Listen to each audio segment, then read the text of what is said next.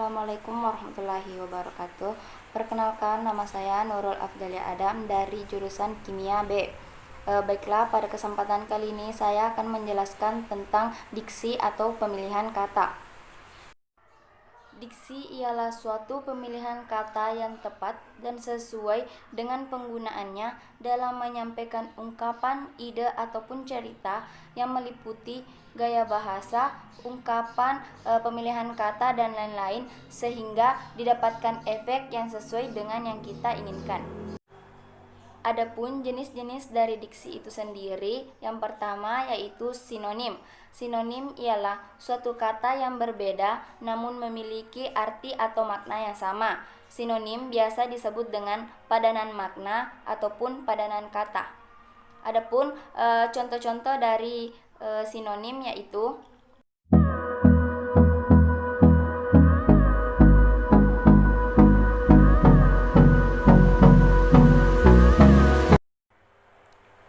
kita tidak mungkin menukar kata yang satu dengan kata yang lain yang bersinonim yang disebabkan karena beberapa faktor. Yang pertama yaitu faktor waktu. Misalnya, halubalang bersinonim dengan kata komandan. Yang kedua yaitu faktor tempat. Misalnya, aku dan beta. Yang ketiga yaitu faktor sosial. Misalnya, aku dan saya. Yang keempat yaitu faktor bidang kegiatan, misalnya tasawuf, kebatinan, dan mistik merupakan tiga buah kata yang saling bersinonim. Yang kelima yaitu nuansa makna, misalnya melihat bersinonim dengan kata melirik, melotot, meninjau, dan mengintip merupakan kata yang bersinonim. Menurut Bambang Yudi Cahyono, ada dua syarat suatu kata dikatakan bersinonim. Yang pertama yaitu memiliki kemiripan yang hampir menyeluruh. Yang kedua yaitu sesuatu yang di luar kemiripan tersebut dianggap tidak penting dan tidak memiliki pengaruh. Adapun macam-macam dari sinonim yaitu satu, sinonim mutlak. Sinonim mutlak adalah kata-kata yang dapat bertukar tempat tanpa mengubah makna struktural ataupun makna leksikal dalam kata, kalimat, ataupun sebuah frasa.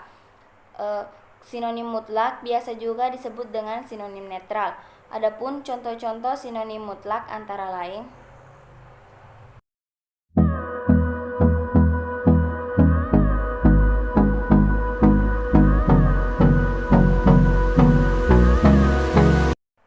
Yang kedua yaitu sinonim semirip.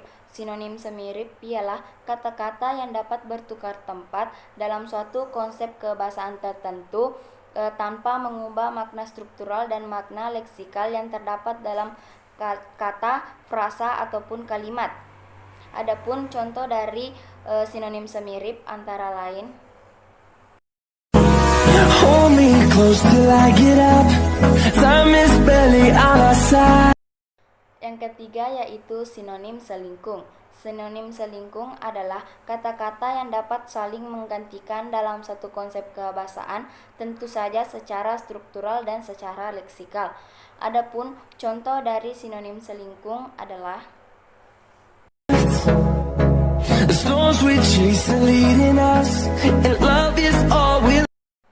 Yang keempat yaitu sinonim berkonotasi. Sinonim berkonotasi ialah sinonim yang tidak dapat disatukan dalam suatu kalimat karena memiliki nilai yang berbeda. Contoh dari sinonim berkonotasi yaitu No, I don't wanna waste what's left. Perbedaan sinonim bisa terjadi karena beberapa penyebab seperti 1. Adanya beda kebiasaan atau dialek. Perbedaan kebiasaan atau dialek orang setempat bisa membuat perbedaan pada sinonim. Seperti jika dalam dialek Jakarta ada kata gue, dialek Ambon ada kata beta, dialek bahasa Indonesia ada kata aku dan saya. Kata aku dan saya sendiri juga merupakan dua kata yang bersinonim. Namun, aku hanya dipakai untuk orang sebaya saja dan tidak digunakan untuk orang yang lebih tua. 2. Perbedaan penggunaan. Perbedaan pada sinonim juga bisa terjadi karena adanya perbedaan dalam penggunaan kata tersebut, seperti meninggal dan mati. Pada kata meninggal umumnya digunakan untuk manusia. Contohnya, seorang kakek di desaku baru saja meninggal dunia tadi malam. Sedangkan untuk mati umumnya digunakan untuk tumbuhan dan hewan. Contohnya, kucing saya baru saja mati kemarin karena sakit. 3. Perbedaan hiponim. Perbedaan yang terjadi dalam sinonim bisa juga terjadi karena adanya perbedaan dalam hiponim, seperti pada kata kambing yang merupakan hiponim dari binatang. 4. Perbedaan nilai kata. Yang terakhir, perbedaan sinonim bisa terjadi karena adanya perbedaan dari nilai kata, seperti contohnya, kata menyantap lebih halus jika dibandingkan dengan makan. Kata memohon lebih halus dibandingkan dengan kata meminta. Yang kedua yaitu antonim. Antonim disebut juga dengan lawan kata. Antonim adalah suatu kata yang memiliki makna berlawanan dari kata yang sebelumnya. Adapun contoh-contoh dari antonim adalah Hold me close till I get up.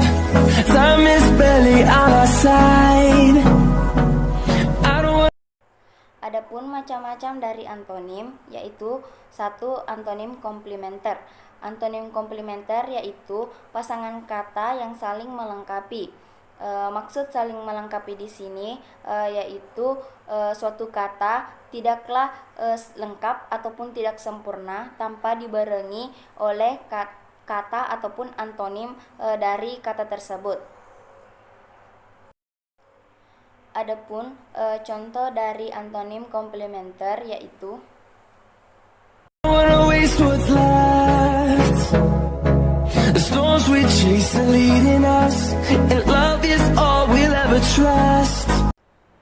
yang kedua yaitu antonim gradabel atau antonim perbandingan. Antonim dapat dikatakan antonim gradabel atau antonim perbandingan apabila penegatifan suatu kata tidaklah bersinonim dengan kata lain. Adapun contoh dari antonim gradabel yaitu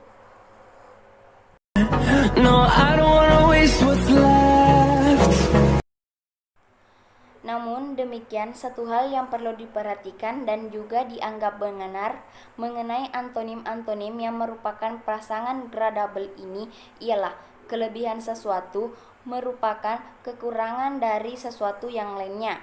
Contohnya yaitu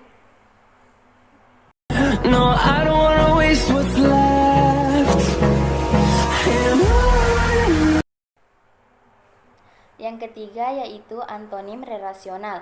Antonim relasional merupakan antonim yang memperhatikan kesimetrisan dalam makna anggota pasangannya. Dikatakan relasional karena memiliki hubungan yang sangat erat antara kata yang satu dengan kata yang lainnya. Adapun contoh dari antonim relasional yaitu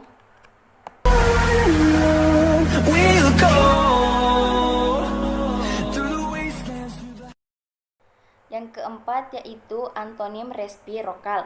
Antonim resiprokal adalah antonim yang mengandung pasangan yang berlawanan atau bertentangan makna, tetapi dalam hubungan fungsional itu hubungannya sangat erat.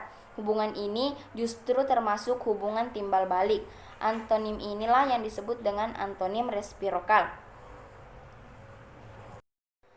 Yang kelima yaitu hiponim. Hiponim adalah antonim yang sering dipakai dan memang penting dalam tata nama ilmiah.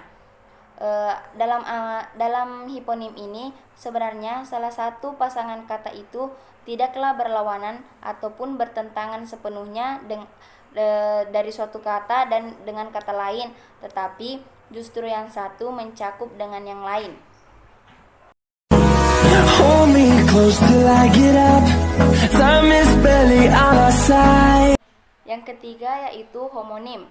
Homonim ialah suatu kata yang memiliki makna yang berbeda namun cara pengucapannya ataupun penulisannya sama. I don't wanna waste what's left. storms we chase. Adapun ciri-ciri dari homonim yaitu yang pertama dapat berupa dua kata ataupun lebih, yang kedua yaitu tidak ada hubungan makna, dan yang ketiga itu dapat digunakan secara denotatif. Adapun contoh-contoh kata homonim antara lain: Hold me close till I get up. Time is barely on our side. I don't wanna waste what's left. The storms we chase are leading us, and love is all we'll ever trust. Yeah, no, I don't wanna waste what's left. And on we'll go through the wastelands, through the... Yang keempat yaitu homofon. Istilah homofon berasal dari kata homo yang berarti sama dan foni yang berarti pengucapan. Secara etimologi, homofon berarti suatu kata yang memiliki cara pengucapan yang sama namun memiliki ejaan dan arti yang berbeda. Adapun contoh dari homofon yaitu Through the highways till my shadow turns to sun rays, and on we'll go through the wastelands, through the highways, and on we'll go.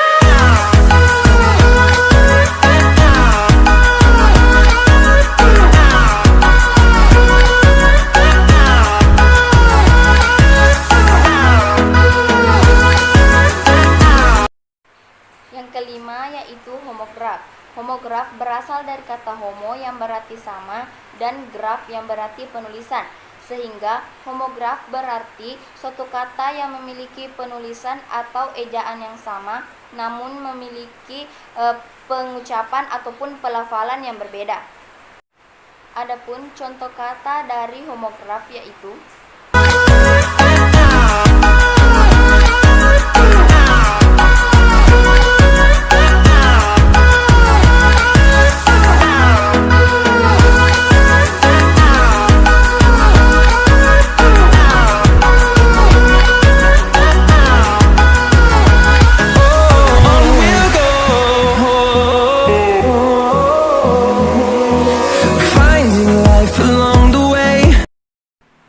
yang keenam yaitu kata umum. Kata umum adalah kata yang memiliki makna yang luas, di mana maknanya masih dapat diperincikan lagi menjadi kata yang lebih khusus dan lebih sederhana.